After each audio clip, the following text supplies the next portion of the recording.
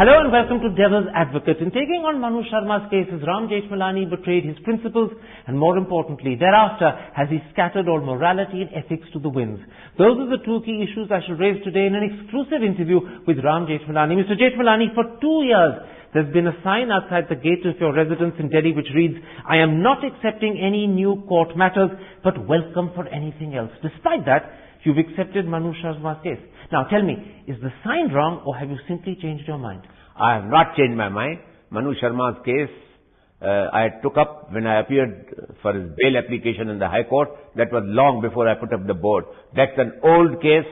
It's a very tenuous connection that you have with the case. I make promises to myself that I want to, but it's my right to take up any case I like. Absolutely, no one denies it. But the nature of the connection is so tenuous, it sounds like an excuse to me. No, I'm so sorry that you are no judge of it. I know why I take up a particular case. Right. I have some obligations to some people.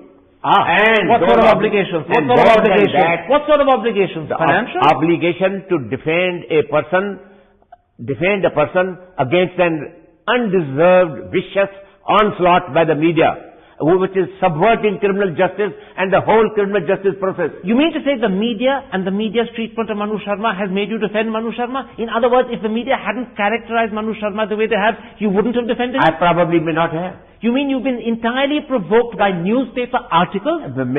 Many of the vicious articles and the vicious kind of propaganda which is going on. Let me quote to you Kamini Jaiswal, an associate of yours for 30 years. Few people know you better. She says, and I'm quoting, "Jhetmalani has publicly said he has retired and will appear only in matters when the larger national interest is at stake." How on earth is the national interest involved in this case? The preservation of the purity of the judicial process and particularly the criminal justice system is a matter of the greatest national importance. Otherwise, one day you will be in jail and nobody will defend you. Mr. Jhetmalani, you're exaggerating by use of pompous language a simple case. There is nothing of national interest involved in the Manu Sharma case.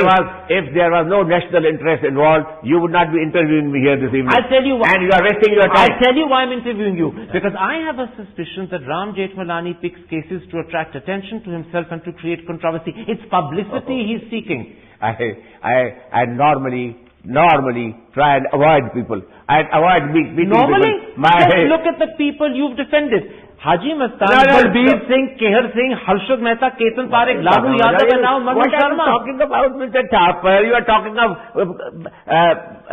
Mastan I defended 50 years ago. Right. Now, that's what I'm saying. For 50 years, you sought publicity. You're doing it again with Manu Sharma. 50 years I have defended 5 persons you have mentioned. So what? Do you know what your critics say? They say he's using Manu Sharma to build a career that is flagging. He's reviving a legal career that has ended by using and misusing Manu Sharma. If you believe that foolish thing, it only reflects on your intelligence.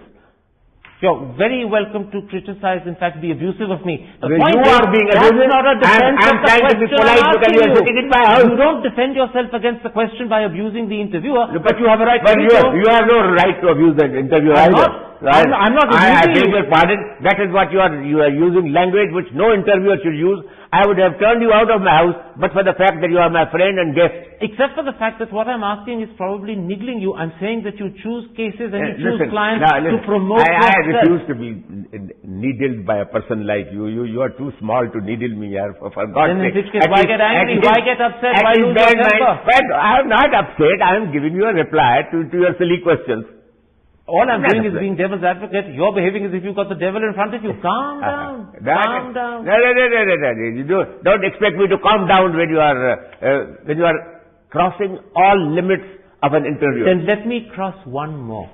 I want to talk to you about the manner in which you're defending Manu Sharma. Is it moral, fitting and proper that you should defend Manu Sharma by casting aspersions on the character of Jessica Lal, a woman who is dead and cannot defend herself? I go by the record of the case, and please read this. I have not invented this. This is an exhibit number 47 upon DA at the trial. I am an appellate lawyer. I have not appeared in the trial court. Now please read this to viewers. I'm well aware of what you're showing me. You're showing me an article from the Pioneer dated the 5th of May 1999. Just because a newspaper published an allegation. Let me finish. Again you want to finish. No, I'm sorry, I won't finish. You don't know what I'm asking you. No, I know what you're asking me. You can't. Are you reading my mind? Yes, but first... Are you a mind reader? First you will have to tell your viewers the headline of this newspaper. Tell them that this is an exhibit, and also tell them that the story which is now being attributed to me is a part of the record of the case from 99. Quite right. This headline, as you insist should be read out, says, "Passion not liquor behind murder." The problem is this. Neither that headline nor your repetition of it can be proven. You probably know it's not true. You're casting aspersions by using it, and I'm saying to you that in doing so you are betraying your principles, your morality. You are a journalist, you are a television interviewer. What right have you to assume this the right of a common, intelligent human being to question a lawyer? What can't be proved? It is for the judges to decide after hearing me. Let me put it like this. Jessica Lal is dead.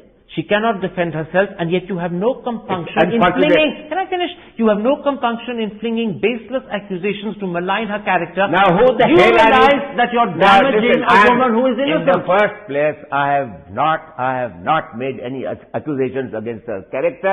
Such an allegation was made by a colleague of mine. You're repeating it. You're repeating it. By repeating it, you're giving it credence, you're giving it credibility, you're giving it popularity. Is that you please tell the people what I have said in that letter. Going back to a point we've already done. Let me point out to you, as a criminal lawyer, you have every right to use every trick in the book. I put you a moral question. I'm sorry you are calling it a trick. First of all, please do not degrade the judicial system by calling it a trick. It's not a trick of advocacy. It is a fair argument presented in open court to the judges. I'm asking a simple question. Are there no standards that you set yourself which you observe? Is there no Lakshman Rekha, your own personal morality demands that you respect? Will you do anything? Will you fall to any level? I will not do anything, but I will do everything legitimate and honorable to defend my client, and that is precisely what I am doing. You have no right to make comments upon what I am doing. That's a matter between me and the court. You have no conscience about the fact that you have maligned the reputation of a dead woman who can't defend herself? I'm sorry, you can go on repeating it 100 times if you like. I have cast no aspersions on her character. On the contrary, I have given her some character.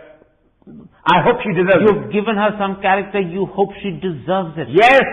Yeah. You are the one who is now maligning her. That is heartless. You are maligning her. Heartless and cruel. Come on, it is not You claim that you're giving her character. Doesn't matter. I am trying to give her a character. You've answered as you think fit the questions about Jessica. The audience will judge whether they agree with you or not. Let's leave that subject aside. Let me now come to Beena Ramani and the Ramani family. In the case of the Ramanis, you've publicly suggested that Tamarind Court was a bordello and that they knowingly gave false evidence under pressure. Now, you know it's not true, yet you said Don't make a bordello argument. It's a bordello argument. I have not used the word bordello anywhere. I'm quoting to you what you said. Other kinds of activities. What other kinds of activities are we talking about? Making cakes? Brewing tea? It's a rendezvous. A rendezvous. People to what a delightful euphemism. People to go out after the party is over. So what other kinds of activities? People will judge what they were for. Now people will judge. You see, you're wheedling out of it with euphemism. I'm sorry, I'm not wheedling out. Please, that is you. You haven't even got the courage to stand by the insinuations you've been leveling. I have said in open court, and I will say it again in open court tomorrow. If you want to hear it, come again and hear it. Mr. Jhetmalani. That this motive that she was killed because somebody was refused a little bit of whiskey is a preposterous That's right. You then went on to say that she was killed for what she had and didn't give, and we all know what you're suggesting. Let me pause and come back to Beena Ramani. You have known Beena Ramani for decades. She's dined with you. She's stayed with you. In the 80s, you fought and won custody of her children for her. You know better than anyone else that she is not what you're claiming and suggesting she is. Yet you're knowingly misrepresenting a woman. What have I claimed? What have I said? She gave false evidence in court. But I have said that she was running a suggested bordello. I'm sorry, now that is exactly what you are putting in somebody else's mouth and misrepresenting to your viewers. What I have said is that she is an honest woman who was pressurized. Very interesting that the word honest was never heard before. You suddenly weeded it Please into the conversation. Now please, either if you want to carry on this interview, then sit and listen properly, like a gentleman. And don't behave like as if I am sitting in your studio. Please don't. Don't take those liberties. All that I have said is, on the contrary, this poor woman was pressurized by the police to speak some lies, to please them, to get out of the troubles which they were creating for her, and in court she had the conscience to stand up and not stick to those lies. I gave you an opportunity to correct what you said, to perhaps change your wording and to change the meaning. You have a right to. As a lawyer, you have a right to present your case in a good or bad way. Let me point out something else. You have frequently been to Tamarind Court. You have visited Tamarind Court as a customer. I have seen Tamarind Court. You've been there. I have seen Tamarind Court once. You have several times been there. I'm sorry. Several times you've been to Tamarind Court. You've been seen by people in Tamarind Court. You've been to Tamarind Court. Drinks when drinks weren't available. Yes. You are speaking of falsehood. Somebody has told you this and you are trying to just speak some muck.